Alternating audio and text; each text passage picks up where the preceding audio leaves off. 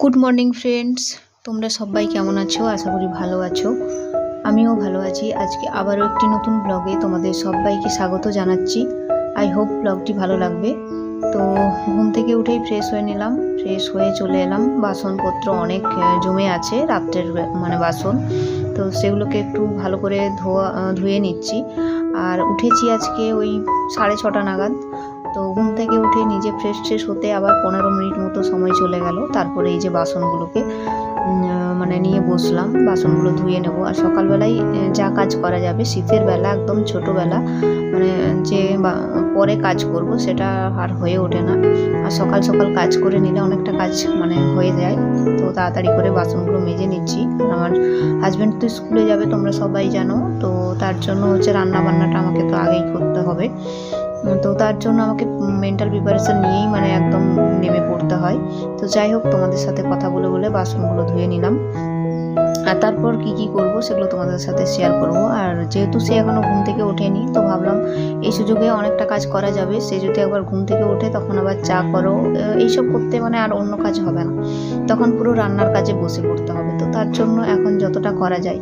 তো তোমাদের সাথে কথা বলে বলে বাসনগুলো ধুয়ে তারপরে এই যে ওভেনটা একটু পরিষ্কার করে নিতে চলে এলাম। কালকে রাত্রে রান্না হয়েছিল, তো ভালো করে মোছা হয়নি। তো ভাবলাম ওটা একটু ভালো করে মুছিয়ে নিই, কারণ এখন তো রান্না শুরু করব। আর সে এখনও উঠেনি, তো তার জন্য ভাবলাম ঘরটা একটু গুছিয়ে নিই। ঘরে যে কালকের জামা কাপড়গুলো সব তুলে এনে মাদুরের মধ্যে রাখা ছিল, তো সেগুলোকে এখনও ভালো করে ভাঁজ করা হয়নি।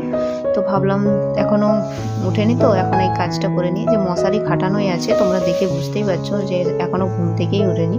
এখন ওই 6:48 এরকম বাজে। তো 7টা 7:30 নাগাদ করে সে ঘুম থেকে উঠবে। আজকে আবার বাজারে যেতে হবে, তো তার জন্য আমি বলছি যে বারবার তাড়াতাড়ি করে উঠতে, কিন্তু তার কিছুতেই ঘুম ভাঙবে না। তো যাই হোক, শীতের বেলা মানুষের একটু ঘুম থেকে উঠতেও দেরি হবে, সারাদিন স্কুলে থাকে। আমি ভাবি যে একটু যাই হোক, যেমনই কাটাক, আমার কাজ আমাকেই করতে হবে। তারপরে যে চলে এলাম, ঘরটা একবারে ঝাঁট দিয়ে নেব। তো এখনও ভাত টাত কিছু বসাইনি, তো ভাবলাম এই কাজগুলো করেই নিই, তারপরে একদম ভাত বসিয়ে রান্না বান্না করব। তো পুরোটাই তোমাদের সাথে শেয়ার করব আজকে রান্নায় কি থাকছে আর কি করছি আমি। তো তোমরা যারা ভিডিওটি দেখছো প্লিজ একটা লাইক করে দেবে। আর যারা আমার চ্যানেলটা সাবস্ক্রাইব করে রেখেছো তোমাদেরকে আমার অসংখ্য ধন্যবাদ, কারণ আমার এই চ্যানেলটা একদম নতুন এবং ছোট্ট একটা চ্যানেল। তোমরা তাও যে আমাকে আমার চ্যানেলে ভিডিও দেখে আমাকে এতটা ভালোবাসা দিয়েছো, সেটাই আমার কাছে অনেক। তো যাই হোক, তোমাদের সাথে কথা বলে বলে ঘরটা ঝাঁট দিয়ে নিচ্ছি। তাকে আমার বারবার বলছি যে উঠো বলে, ঝগড়া করছি। একটু বুঝতেই পারছো তোমরা, সেটা হয়তো কেউ বুঝতে পারবে না, কারণ সাউন্ড তো নেই। যাই হোক, তো তোমাদের সাথে দেখো কথা বলে বলে ঘরটা সব ঝাঁট দেওয়া হলো। তারপরে রান্নার কাজে চলে এসেছিলাম। তো ভাতটা বসিয়ে দিয়েছি ওপাশে, আর এপাশে চাটা বানিয়ে নেবো, কারণ সে এখন ব্রাশ করছে। তো ওর ব্রাশ হতে হতে আমার চা হয়ে যাবে। ব্রাশ করে সে একদম চা বিস্কিট খেয়ে নেবে, খেয়ে একদম চলে যাবে বাজারে, কারণ আমাদের সাদা তেল আর সর্ষের তেল দুটোই হচ্ছে বাড়ন্ত। তো বললাম যে সাদা তেল আনার দরকার নেই, সর্ষের তেলটা আনলেই হবে, মাস্টার্ড অয়েল যেটা। তো এদিকে চা করার জন্য জল দিলাম, আর গুঁড়ো পাউডার দুধ একটু দিয়ে দিলাম, কারণ এখন লিকার চা খাওয়াটা কিন্তু খুব ভালো, কিন্তু সে বলছে যে দুধ চা খাবে, কারণ যেহেতু প্যাকেটটা কাটা হয়ে গেছে তার জন্য। আর এদিকে চা পাতা দিয়ে দিলাম, তো এখানে একটু এলাচ দিলে ভালো লাগে, তো আমি দিলাম না, ছিল না। তো তারপরে এই যে দুধ চাটা করে নিচ্ছি, আর এর সাথে মেরি বিস্কুট। অন্য বিস্কুট কিন্তু দেখবে খুব একটা ভালো লাগে না, আর জানি না সবার কীরকম, আমার তো এই মেরি বিস্কুট হলেই ভালো লাগে, বিশেষ করে আনমোলের। তো অনেকে অনেক রকম খাই। মিষ্টি বিস্কুট তো আমি মিষ্টি একদম খুব পছন্দ করি না বললেই চলে। তো যাই হোক, তোমাদের সাথে কথা বলে বলে চা করে নিলাম, আর ওদিকে ভাতটা বসিয়ে দিয়েছি। আর তারপরে যে রান্নার কাজে আসবো, আর আজকে রান্নায় কী থাকছে সেটা তোমাদেরকে বলছি। কালকে বাজার থেকে এনেছিল বলতে ফুলকপি ছিল, টমেটো ছিল, আলু। তো আলু ফুলকপি টমেটো দিয়ে একটা তরকারি করব। আর শীতকাল মানেই এখন বুঝতেই পারছো, ফুলকপি, বাঁধাকপি, বিট, গাজর, মটরশুঁটি, এগুলোই হচ্ছে এখনকার সবজি। শাক সবজি তো আছেই। তো যাই হোক, ফুলকপি আলুটা খুব সুন্দর করে ছোট ছোট করে কেটে একদম মানে জলের মধ্যে রেখেছিলাম। তারপরে হচ্ছে এই যে এটাকে মানে তেল দিয়ে একটু নুন হলুদ দিয়ে ভেজে নেব খুব সুন্দর করে। ভাজাটা একটু ভালো করতে হবে, নয়তো একটু মানে কাঁচা গন্ধ থাকবে।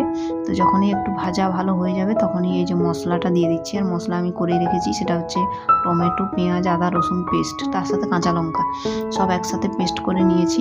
তারপরে সেই মশলার সাথে ফুলকপি আলুটা একটু ভালো করে কষিয়ে নেব। আর একটু জিরা গুঁড়ো আর গরম মশলা গুঁড়ো ওগুলো একটু দিয়ে দিলাম।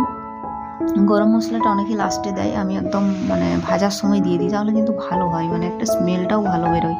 তো তোমরা একবার করে দেখতে পারো। তারপরে যে একটু জল দিয়ে দিচ্ছি সেদ্ধ হওয়ার মতো, যখনই এটা মাখা মাখা হয়ে যাবে নামিয়ে নেব।